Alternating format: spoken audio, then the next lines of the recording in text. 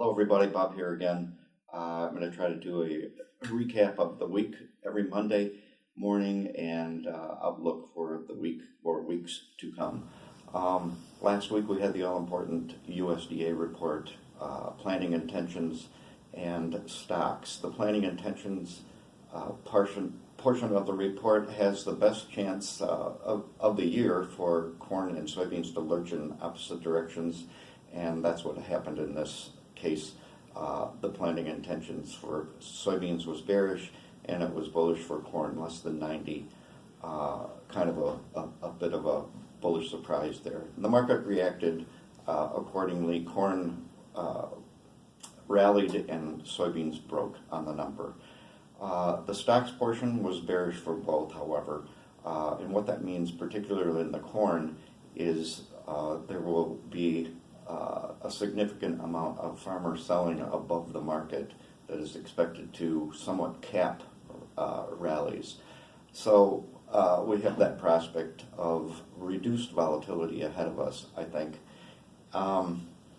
The ideal optimal time window for planting corn is the last 2 weeks of April and the first week of May here in the Midwest, and there's nothing on the horizon now that says that we're going to get anything less than that done. So with 2 weeks to go before farmers start planting, the stored grain is going to be very much on the minds of the producer, and selling that off and marketing that throughout the next couple of months is going to be a pretty important priority.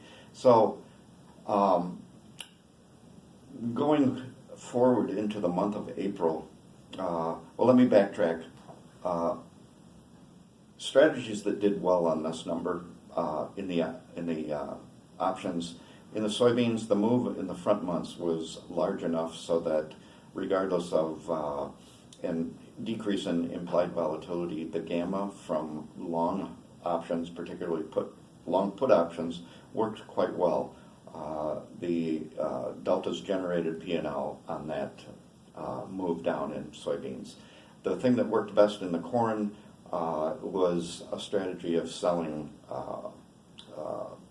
straddles, $3.90 straddles, $4 straddles, and in the December corn, and December didn't disappoint there.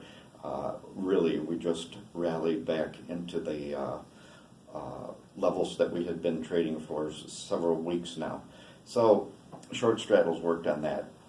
Going forward into April, I'd like to just point out that 10 of the last 12 Aprils, we've seen choppy sideways movement. April is typically a month where you can have low ranges. The market is not overly concerned with planting. You might go up a little on planting concerns, you might go down a little when the weather improves, but generally you see sideways chop forward. The reaction to the report were muted enough that it gives us a little bit of a reassurance that volatility is not going to be much of a concern for the month of April unless weather completely changes in our outlook for weather. So that's it for this week. We'll see you next Monday.